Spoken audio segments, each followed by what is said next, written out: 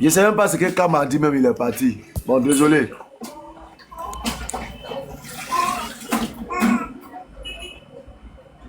Ah, ok, quand même. Ou bien, il a payé ou quoi? Ok. Daniel Franc 384. Bonjour frère.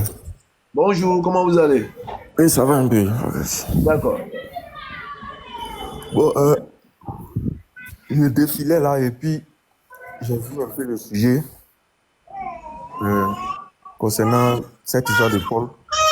Oui, oui, cette histoire.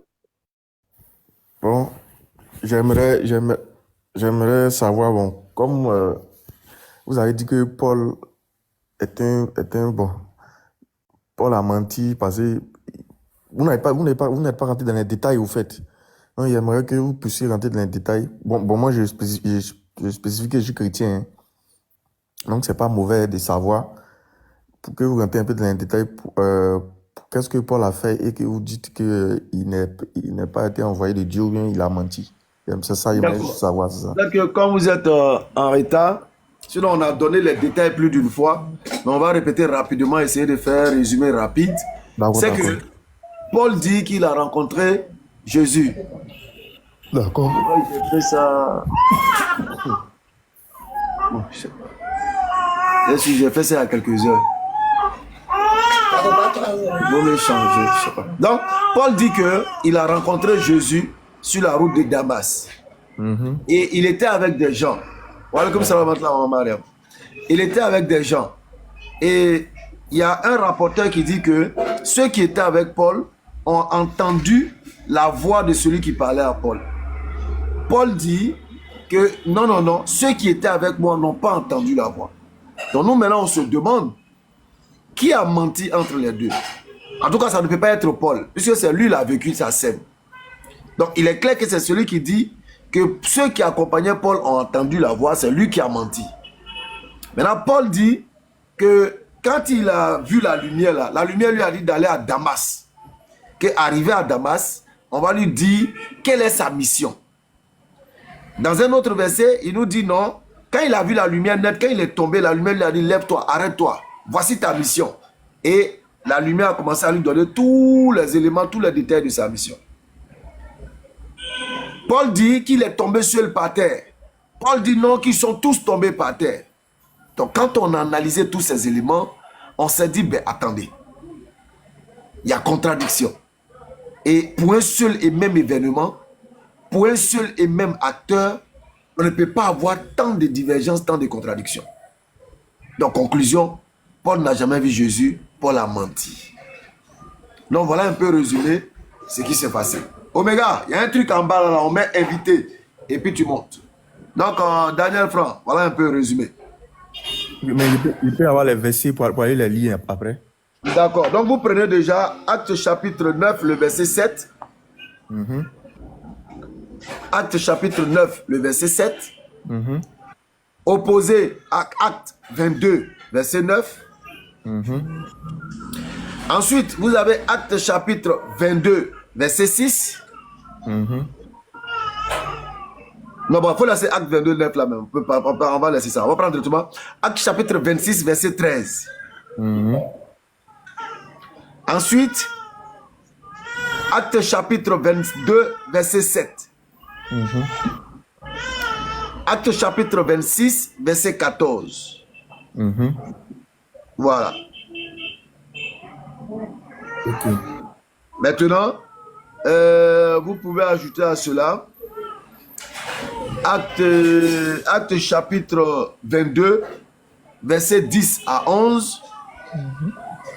Acte chapitre 22, verset 10 à 11. Qui sera maintenant opposé à Acte chapitre 26, verset 17 à 18. C'est-à-dire, bon, verset 15 à 18. On prend directement. Donc, Acte chapitre 22, verset 10 à 11 est opposé à Acte 26, verset 15 à 18.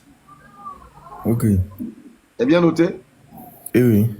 Maintenant, Voilà, j'aimerais Acte savoir, 22, 10, est-ce que 11. c'est lui? Oui.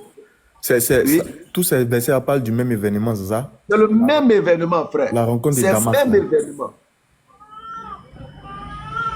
Ok. C'est le même événement. Mais maintenant, pourquoi pourquoi avoir déduit tout de suite qu'il n'a pas vu Jésus? Peut-être que... Mais si moi je dis par exemple, je dis à frère Daniel, j'ai vu le président Houphouët-Boigny. Il s'est présenté à moi.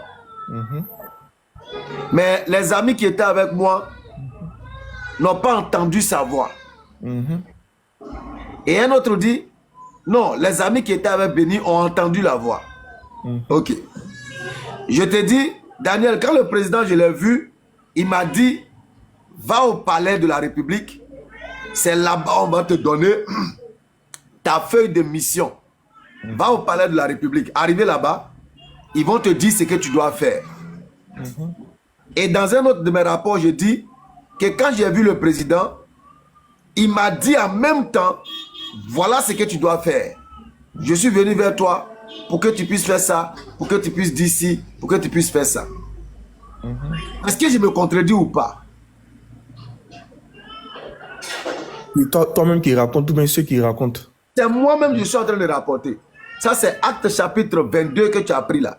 Acte chapitre 22, verset 10 à 11, opposé à Acte chapitre 26, verset 15 à 18. Là, c'est moi-même qui suis en train de parler. L'autre côté, je dis que c'est au palais, on devait me donner ma feuille de route. L'autre côté, je dis non, non, non, c'est sur place même, le président m'a dit ce que je dois faire. Sur cette base-là, je suis menteur ou véridique? Bon, moi je suis, bon, chacun est, hein, moi je suis du genre à ne pas tirer vite des conclusions hâtives quand il s'agit de la Bible, parce que chaque fois que toute personne a essayé de le faire, après ils se sont fourvoyés. Non, sur ça là. Non, sur ce sujet-là. Sur ce sujet-là seulement. Si tu veux, tu reviens une prochaine fois, quand on aura un live. Sur ce sujet, tu vas voir si tu pourras trouver à redire. En toute honnêteté, en toute objectivité, tu verras que tu ne pourras rien faire que t'incliner. Maintenant, la plus grande conclusion de ça, alors, c'est que Paul a menti, n'a pas vu Jésus. Toutes les épîtres de Paul, donc ça veut dire que tout ce qui est comme les livres Pentateuque de Paul, là, tout ça est faux. Ça veut dire que la doctrine chrétienne enseignée, prônée par Paul, devient un mensonge. D'accord. Mais comment Paul faisait pour énoncer des écritures qui étaient même avant même qu'il ne naisse? S'il n'a pas raconté Jésus, qui lui donnait ça? N'oublie pas que Paul était un philosophe, c'était un intellectuel. Il était un intellectuel averti. Et il connaissait, il lisait les Écritures. Non, il savait beaucoup de choses. À son temps, il n'y avait pas d'écriture, au fait. Il dit que c'est des choses qu'on rapportait. Qui a dit ça? Bon, comment j'ai lu certains de Paul, il y a des choses qu'il racontait. Non, la Torah existait déjà. L'évangile existait également. Quoi, l'évangile? Ouais, l'évangile de Jésus, la Torah de Moïse existait. Quand Paul était sur la terre, l'évangile existait? Bien sûr.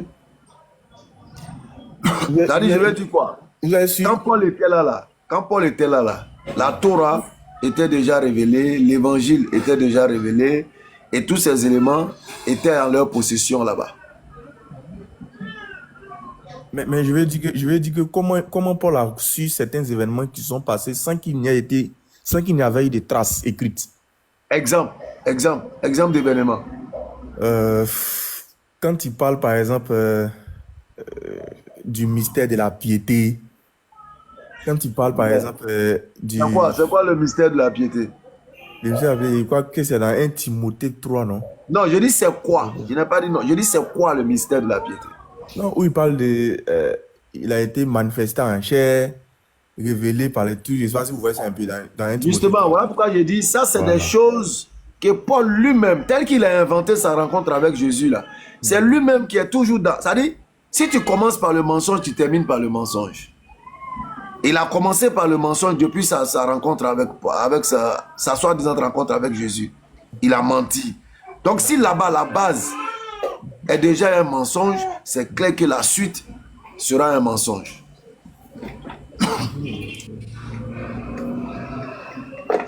Tu vois? Mais il y a certains commandements de Paul aujourd'hui qui se...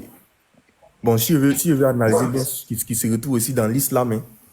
Certains commandements... Non, quand tu dis il y a certains commandements de Paul, Paul n'a fait que récupérer ce qui existait déjà, ce qui concerne la Torah, ce qui concerne l'évangile, que parfois il essaie de reformuler à sa manière ou qu'il essaie de rapporter directement.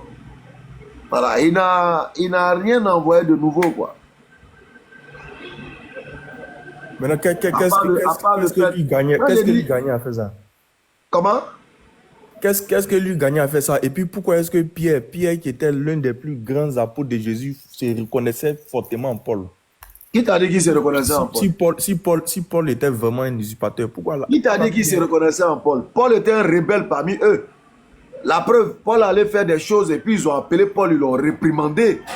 C'est Paul lui-même qui s'est imposé aux apôtres. Paul est venu leur dire qu'il a croisé Jésus. Il a réussi, on ne sait pas quelle magie, à s'imposer. Non, il ne s'est pas imposé. Peut-être qu'eux, ils ont marché avec Jésus. Donc, si tout ce qu'il vient dire, pour eux, c'est crédible. Parce que si moi, j'ai marché avec quelqu'un et puis une autre personne vient... Oui, tu as marché avec Jésus. Moi, j'ai lu son histoire. Et puis, j'invente des choses juste pour avoir ton approbation. Mais comment tu peux inventer des choses et puis ça s'avère vrai aux yeux de ceux qui ont marché avec Jésus? C'est un peu un truc.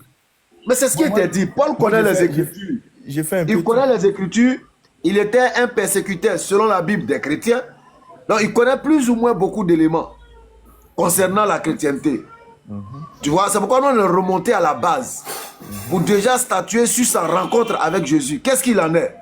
Si là-bas est déjà faux et qu'il n'a pas rencontré Jésus, ça veut dire que tout ce qu'il a énuméré n'est que mensonge et invention.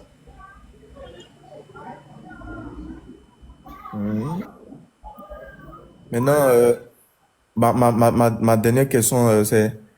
Il y a 30. Okay. Qu'est-ce qu'il gagnait à faire ça? Qu'est-ce qu'il gagnait? C'était tout simplement de s'aimer l'ivresse dans le champ de blé. C'est pourquoi tu vas voir que Paul va venir remettre en cause même la loi que Dieu a donnée à Moïse. Il va venir détruire la loi pour faire installer une soi-disant grâce. Or, Jésus lui-même a dit dans Jean chapitre 5, à partir du verset 17, que tant que le ciel et la terre ne disparaîtront pas, il ne sortira pas de la loi ni un trait, ni un iota, jusqu'à ce que tout soit arrivé. Mais quand on prend le tout soit arrivé, vos pasteurs vous disent que le tout soit arrivé s'accomplit lorsque Jésus était sur sa supposée croix et qu'il a dit « Père, tout est accompli ». Mais là où ils se font avoir, quand ils prennent ce pan-là, pour dire que tout est accompli, alors, qu'est-ce qui devait se passer pour ramener ça en accord avec les paroles de Jésus dans Matthieu 5? Il faudrait que le ciel et la terre disparaissent. C'est écrit où? Matthieu chapitre 5, à partir du verset 17. Pourtant, ces deux éléments que sont le ciel et la terre ne disparaîtront que lorsque nous serons à la fin que la trompette sonnera. Le ciel sera dégagé, la terre sera nivelée et tout ce qu'elle contient ressortira et nous allons aller maintenant pour le jugement. En ce moment précis, la loi de Dieu n'aura plus de valeur. La loi de Dieu sera maintenant abolie parce qu'on a fini. Mais tant que le ciel est toi au-dessus de nous, tant que la terre est en dessous de nous, la loi de Dieu va demeurer.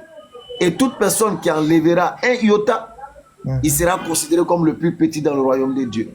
En d'autres termes, tant qu'il y aura des êtres humains vivant sur la terre, la loi de Dieu doit demeurer. Tu vois, alors, mais l'évangile que Jésus a envoyé, ce n'est pas la loi de Dieu? Si, l'évangile que Jésus a envoyé est un complément de la loi mosaïque. Ce n'est pas une loi en tant que telle, mais c'est des compléments de la loi mosaïque. Tu vois, non? La preuve, il va vous dire par exemple, Moïse a dit, mais moi je dis. Moïse a dit, moi, tu vois, non? Donc c'est des compléments. C'est des compléments de la loi mosaïque que Jésus est venu apporter. Sinon, le livre de loi des Juifs, c'est la Torah de Moïse révélée. Et c'est sur la base de la Torah que Jésus aussi, il a marché. Il n'a jamais aboli la loi de la Torah, Il n'a jamais rejeté la Torah de Moïse. Il a toujours marché en fonction de la Torah de Moïse en apportant des plus. Je ne sais pas si me fait comprendre. Mais pourquoi Jésus lui-même, il a traité la loi de Moïse pour les Juifs, il a dit que c'est vous, votre loi, et puis il ne faisait pas le sabbat. Bon, Non, il n'a jamais dit que c'était leur loi. Donc, lorsque tu parles du sabbat, où on dit qu'il a violé le sabbat. Dans Jean, là, il a dit que votre loi, je crois, non? Il parlait aux pharisiens, aux juges. Non, ça, c'est une manière de parler. Regarde, moi, mes enfants ici, par exemple. Je viens. Mes enfants ici, par exemple. Souvent, la plus petite, bon, la grande soeur peut dire, par exemple, ta maman t'appelle. Elle dit à son petit frère, ta maman t'appelle. Souvent, elle vient dire, papa, tu vois ton fils? Tu vois, non? Ta maman t'appelle. Comme si elle, c'est pas sa maman. Donc, il y a des manières de parler. Il y a des manières de parler. Donc, quand Jésus dit votre loi, ça ne veut pas dire que ce n'est pas sa loi. Sinon, dans Matthieu 5, il a précisé, tant que le ciel et la terre ne disparaîtront pas, la loi de Dieu demeurera. Et celui qui va enlever un iota sera considéré comme plus petit dans le royaume des cieux. Et pour corroborer tous ces éléments de la loi, Jésus lui-même va rentrer dans l'alliance de la loi en se faisant quoi? Circoncis. Le 8e jour dans le livre de Luc. Il s'est fait circoncis. Or, la circoncision est le symbole de l'alliance entre l'homme et Dieu. Et cette alliance entre l'homme et Dieu est fondée sur le respect de la loi de Dieu. Maintenant, le verset où on dit que la loi de Dieu ne doit pas être enlevée de un iota là. Est-ce que vous parlez uniquement de la Torah? Ça prend toutes les lois de Dieu en compte. Il dit quoi? Tant que le ciel et la terre ne disparaîtront pas, il ne sortira pas de la loi un seul iota, ni un seul trait de trait, ni un seul trait de lettre, jusqu'à ce que tout soit arrivé. Le tout soit arrivé ici, c'est quoi? La disparition du ciel et de la terre. C'est pas la mort de Jésus sur la croix. C'est la disparition des cieux et de la terre qui vont maintenant symboliser la fin de la loi. Mais la mort de Jésus ne vient pas... Lui, il a dit ça, il ne vient pas abolir la loi. Ah, mais Paul dit que dans le livre de Galates 5, il dit tous ceux qui se font circoncis, vous êtes déchus de Christ et vous êtes tenus de respecter la loi. Paul enseigne également que les chrétiens ne sont plus sous la loi, ils sont sous la grâce. Voilà. Donc, il est venu, Jamie. Donc, il est venu tout mélanger dans les propos de Jésus, tout mélanger dans l'orientation spirituelle de Jésus pour asseoir lui-même sa propre orientation sur le fait qu'il aurait croisé Jésus dans une vision. Maintenant, quand on analyse cette vision-là, il y a vraiment de la cacophonie. Mais voilà, Jésus, pourquoi Jésus lui-même disait que la loi ne sert de rien et qu'elle ne peut pas permettre à... Tu as oublié le verset là. Jésus n'a jamais dit ça. C'est Paul encore qui l'a dit. C'est Paul qui dit tout ça là encore. Jésus n'a jamais dit que la loi ne sert à rien. Subhanallah. C'est pas possible. C'est pas possible. Maintenant, demande à un chrétien, montre-moi une seule loi mosaïque qui a été abolie par Jésus. Ça n'existe pas. Il n'y a pas une seule loi abolie par Jésus de la loi de Moïse. Ça n'existe pas. Ils vont aller te prendre par exemple la femme prostituée. Moïse a dit, il faut lapider. Or là-bas encore, ils ne font pas attention, tellement ils sont dans l'émotion. On dit, l'homme et la femme, selon les livres de Lévitique, qui commettent l'adultère, c'est les deux, on doit lapider.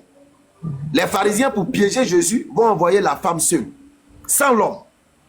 Et comme Jésus, non seulement il est prophète et il connaît la loi mosaïque, va retourner les pièges contre eux-mêmes. Parce que le texte même dit, ils ont envoyé la femme pour l'éprouver. Ils voulaient le piéger. C'est pourquoi il leur a dit que celui qui n'a jamais péché lui jette la première pierre.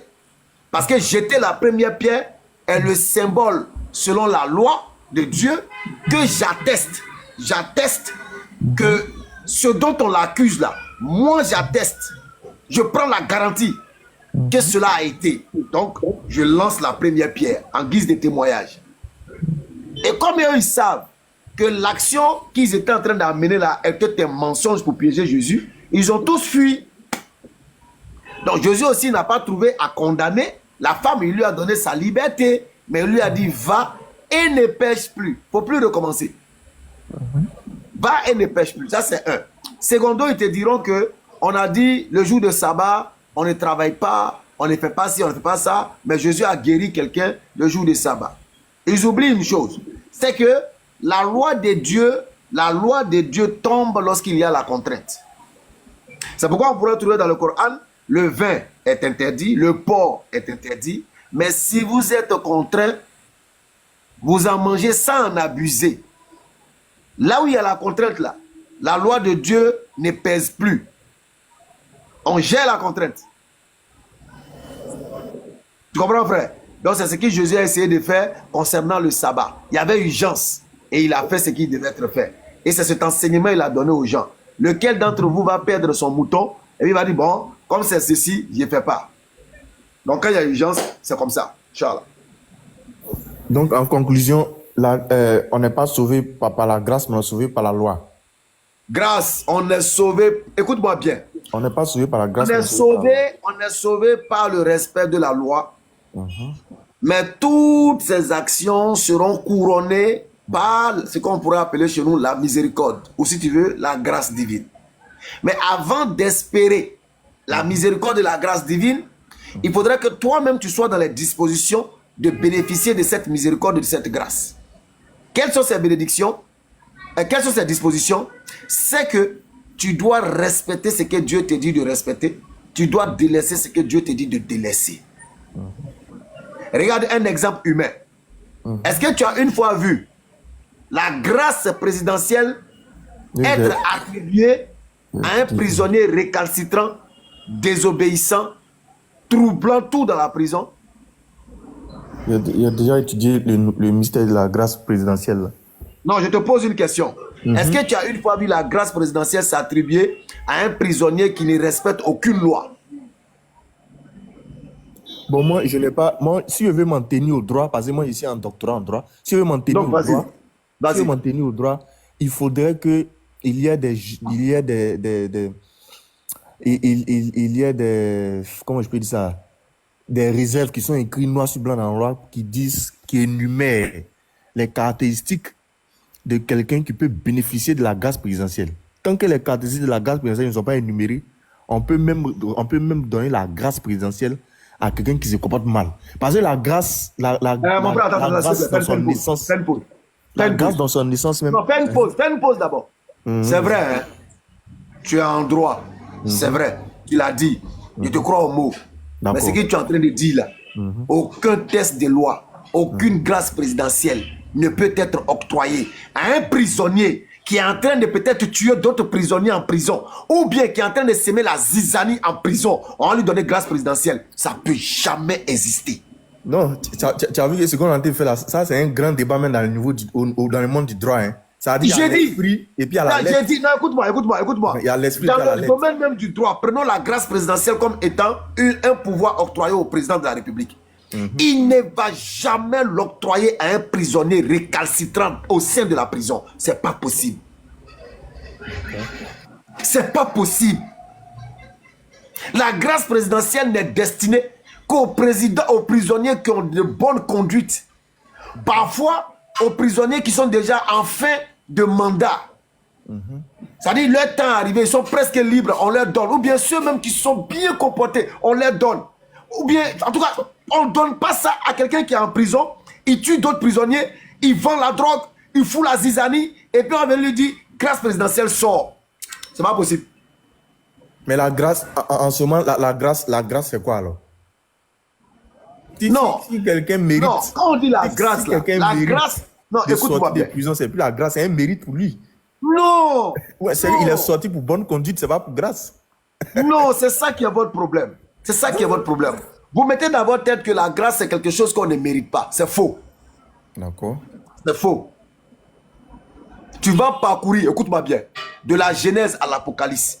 Tu ne trouveras pas dans la Bible un seul individu qui va bénéficier de la grâce de Dieu sans avoir eu au préalable un comportement ou un changement. Ne me parle pas de Paul. Parce que Paul, lui, on l'a déjà attrapé parce que c'est un menteur. On l'a déjà attrapé. Rahab, la prostituée là. Comment a-t-elle bénéficié de la grâce de Dieu? Parce qu'elle a aidé les envoyés de Dieu à se sauver.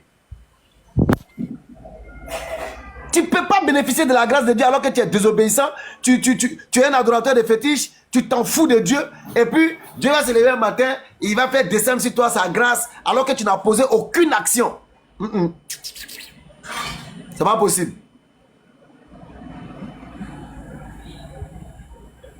Bon, Ok. je suis un peu sceptique. D'accord. Donc, ce que tu vas faire, tu vas me trouver dans la Bible. Tu vas me trouver dans la Bible. Sur la notion de la grâce, je suis un peu sceptique parce que ça, si on dit Paul ment, ça renvoie au sujet de entre la loi et la grâce qui sauve. C'est ça, c'est le débat de fond qui est là. Les deux vont de pair. Bon, il est 12h44 minutes. Je pense que tu es venu un peu en retard. Non, y a pas le de live problème. va prendre fin. Là, maintenant et tout de suite. Y a pas de Parce que problème. nous avons un devoir spirituel. Aujourd'hui est un jour de vendredi. Je vous Allez, la comprends. dit de cesser tout négoce lorsqu'on attend l'appel à la prière. Et puis, il faut courir pour aller faire la sola. Là, je viens d'attendre la ZAN même. Donc, on va tout arrêter.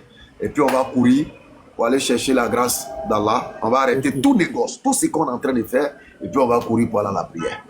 Merci d'être passé. On espère vous retrouver sur d'autres lives pour d'autres échanges encore plus approfondis, Inch'Allah. Ok. Merci Que Dieu beaucoup vous- et portez-vous bien. Ok, que Dieu vous accompagne. À vous pareillement, frère. Salam alaikum.